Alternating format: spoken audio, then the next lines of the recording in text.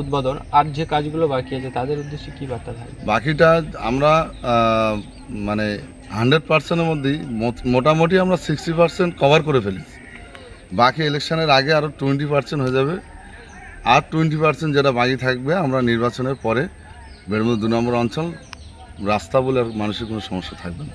মানুষের সমস্যা বলতে মানুষ যে বিরোধী করছে, যে রাস্তাঘাট থেকে শুরু করে অনেক কিছু দেখছি, সন্দেশখালী বিরোধী আপনি মুক্ত করবেন? না, বিরোধী থাকবে, তারা থাকবে, তার মধ্যে দিয়ে আমাদের চলতে হবে, কেননা সব রকম মানুষকে নিয়ে তো রাজনীতি করতে হয়। কিন্তু কিছু সংখ্যক মানুষ থাকবে, যতই আমরা উন্নয়ন করি সেটাকে তারা প্রত্যাখ্যান করবে যে উন্নয়ন কিছুই হয়নি।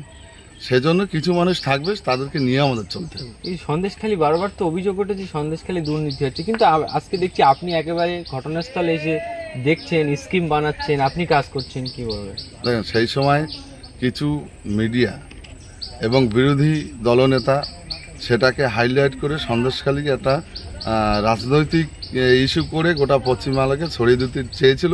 সেটা সাধারণ মানুষ বুঝে গেছে, আর সেই বিরোধী দলনেতার কথায় আর তারা শুনবে না, ঘুরবে না।